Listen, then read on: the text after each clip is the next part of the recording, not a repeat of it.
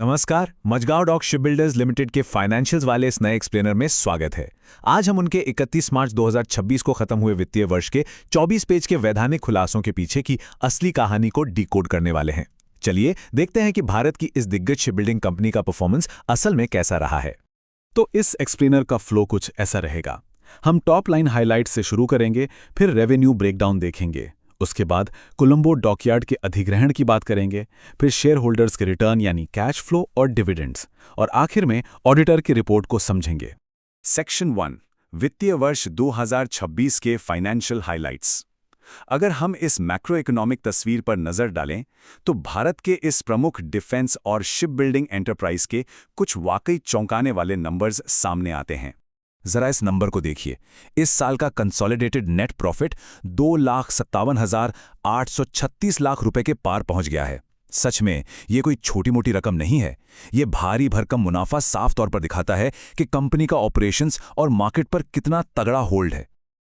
और ये साल दर साल वाला ट्रेंड तो और भी कमाल का है। देखिए कैसे कुल आय यानी टोटल इनकम पिछले वित्तीय वर्ष के 12,54,000 लाख से सीधे जम करके इस बार 14,14,000 लाख को पार कर गई है।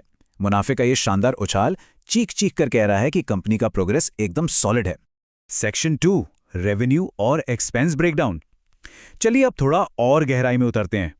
आखिर ये जो इतना बड़ा रेवेन्यू जनरेट हो रहा है वो आ कहां से रहा है, और उससे भी बड़ा सवाल, इन ऑपरेशंस को चलाने में पैसा खर्च कहां हो रहा है। खर्चों के मामले में सबसे बड़ा हिस्सा जाहिर तौर पर मटेरियल की लागत का है, जो करीब 5,70,000 लाख से भी ज्यादा है। भारी भरकम जहाज बनाने के काम में ये तो बिल्कुल एक्सपेक्टेड ही था, है ना। इसके बाद सब कॉन्ट्रैक्टिंग और एम्प्लॉय बेनिफिट्स पर भी काफी बड़ा चंक खर्च हुआ है। यहां एक बहुत ही दिलचस्प और क्रूशियल पॉइंट है कर्मचारियों के लाभ को लेकर। कंपनी ने सरकार के नए 4 लेबर कोड के वित्तीय प्रभाव का पहले से ही आकलन कर लिया है। इसे एम्प्लॉय बेनिफिट्स के तहत नॉन रिकरिंग या एक बार होने वाले खर्च के रूप में दिखाना, सच कहूं तो ये बहुत ही स्मार्ट मूव है। इससे फ्यूचर की बैलेंस शीट किसी भी अचानक आने वाले झटके से पूरी तरह सेफ हो गई है। सेक्शन 3 कोलंबो डॉकयार्ड का अधिग्रहण।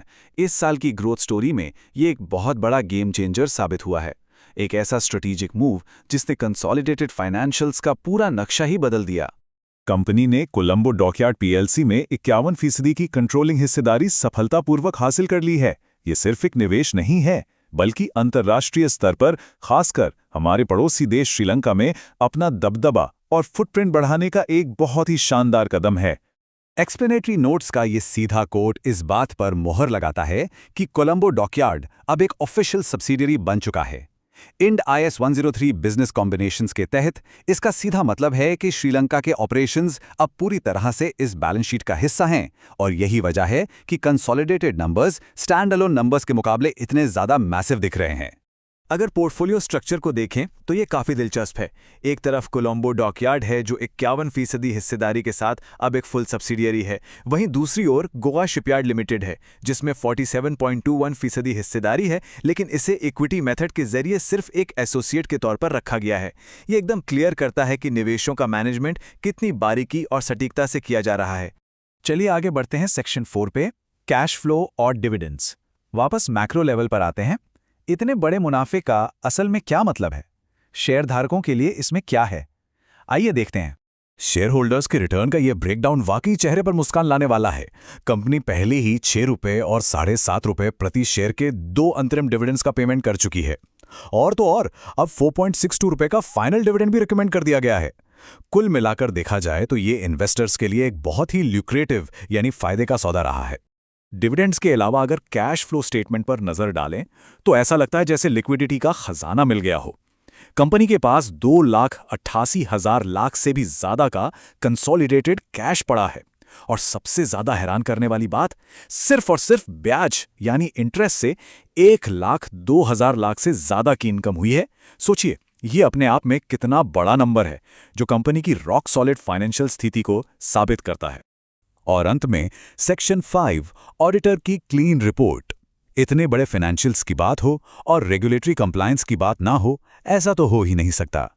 चलिए देखते हैं कि independent auditors Sarda and Parikh LLP का इस सब पर क्या कहना है। यहाँ एक टेक्निकल टर्म है अनमॉडिफाइड ओपिनियन सुनने में थोड़ा भारी लग सकता है, लेकिन इसका सीधा सा मतलब है फाइनेंशियल हेल्थ का क्लीन बिल मिलना। आसान भाषा में कहें तो ऑडिटर्स को खातों में कोई भी गड़बड़ी या लूपहोल नहीं मिला। उन्होंने पूरी बैलेंस शीट को एकदम सही और अकाउंटिंग स्टैंडर्ड्स के मुताबिक बताकर अपनी हरी झंडी दे दी है। इसका सबसे बड़ा टेकअवे ये है कि इन्वेस्टर्स और मार्केट एनालिस्ट्स इन नंबर्स पर आंख मूंद कर भरोसा कर सकते हैं। ऑडिटर्स ने साफ कहा है कि कंपनी इंडियन अकाउंटिंग स्टैंडर्ड्स यानी INDAS का कड़ाई से पालन करती है। ट्रांसपेरेंसी के मामले में ये एक बहुत ही पॉजिटिव सिग्नल है। तो इस पूरे एक्सप्लेनर को समेटते हुए एक बड़ा सवाल